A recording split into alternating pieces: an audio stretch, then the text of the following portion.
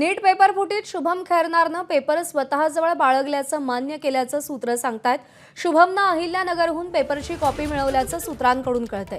Paper कॉपीसह रस्तेमार्गे Shubham पुण्याहून नाशिकला पोहोचला असंही सूत्रांकडून कळतंय।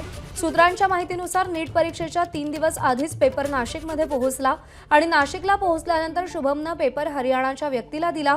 पेपर घेण्यासाठी हरियाणाहून व्यक्ती थेट शुभमच्या घरी आली होती। यूपीच्या एका व्यक्तीच्या संपर्कातून शुभम पेपरफुटीच्या रॅकेटमध्ये आल्याचा संशय आहे। सूत्रांच्या माहितीनुसार शुभमनं नाशिकमध्ये कुणालाही पेपर दिलेला नाही।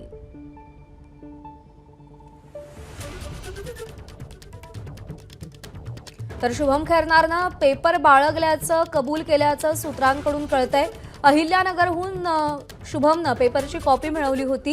ही सगळी माहिती सूत्रांच्या आधारे मिळतीये। पेपर कॉपीसह रस्तेमार्गे शुभम पुण्याहून नाशिकला पोहोचला आणि त्यानंतर नीट परीक्षेच्या 3 दिवस आधीच पेपर नाशिकमध्ये पोहोचल्याचं देखील स्पष्ट झालेलं आहे। नाशिकला पोहोचल्यानंतर शुभमनं पेपर हरियाणाच्या व्यक्तीला दिला आणि पेपर घेण्यासाठी हरियाणाहून व्यक्ती थेट शुभमच्या घरी पोहोचल्याचं सूत्रांनी सांगितलंय।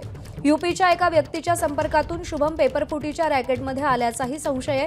सूत्रांच्या माहितीनुसार शुभमनं नाशिकमध्ये कुणालाही पेपर दिलेला नसल्याचं कळतंय।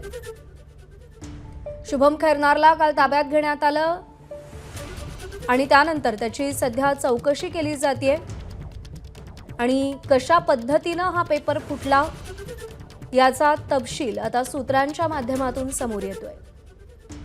शुभमनं पेपर स्वतःजवळ बाळगल्याचं कबूल केल्याचं सूत्रांकडून कळतंय। अहिल्यानगरहून त्यानं पेपरची कॉपी घेतली। पेपर कॉपीसह रस्तेमार्गे शुभम पुण्याहून नाशिकला पोहोचला। नीट परीक्षेच्या 3 दिवस आधीच पेपर नाशिकमध्ये पोहोचल्याचंही कळतंय। नाशिकला पोहोचल्यानंतर शुभमनं पेपर हरियाणाच्या व्यक्तीला दिला।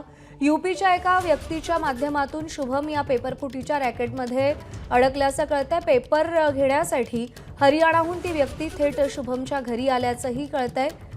सूत्रांच्या माहितीनुसार शुभमनं नाशिकमध्ये हा कुणालाही पेपर दिलेला नाही।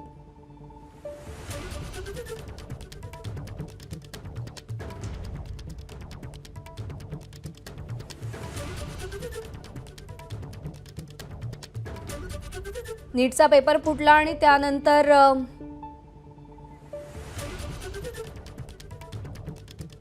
ही नीटची संपूर्ण परीक्षाच रद्द करण्यात आली। दरम्यान या प्रकरणी आतापर्यंत कोणाकोणाला अटक झाली आहे पाहूया। शुभम खैरनार नाशिक, धनंजय लोखंडे अहिल्यानगर, मनीषा वाघमारे पुणे, तर लातूरमधल्या एका कोचिंग सेंटरची चौकशी केली गेल्याचं कळतंय।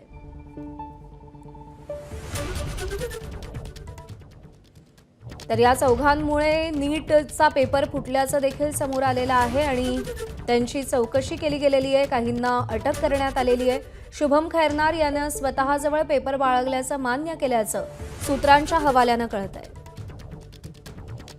हा पेपर फुटला आणि नीटची संपूर्ण परीक्षाच रद्द करावी लागली, त्याचे प्रचंड पडसाद देखील देशभरामध्ये उमटताना पाहायला मिळाले। विद्यार्थ्यांमध्ये प्रचंड असंतोष आहे।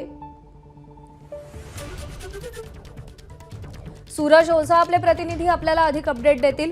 सूरज, कशा पद्धतीनं हा पेपर शुभमकडे आला, शुभमने तो नंतर कुणाकुणाकडे दिला आणि आता त्यानं काय मान्य केले, सूत्रांकडून काय कळतंय?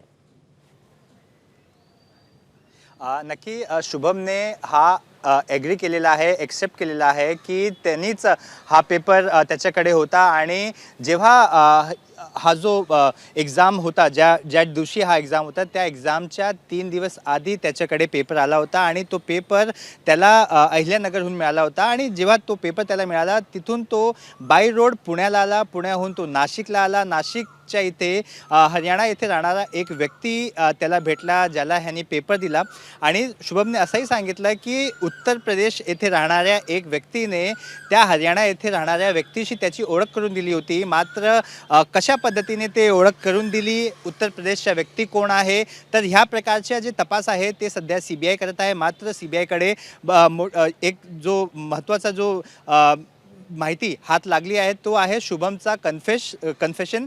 त्या कन्फेशनमध्ये त्याने बऱ्याच गोष्टी CBIला क्लिअर केलेली आहे आणि त्यामुळे अहिल्यानगर येथे राहणारा जो आरोपी आहे त्यालाही देखील ताब्यात घेण्यात आलेला आहे। त्याच्याशी देखील चौकशी केली जाणार आहे।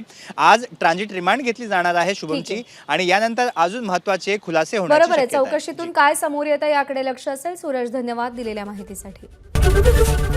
ABP माझा, उघडा डोळे बघा नीट।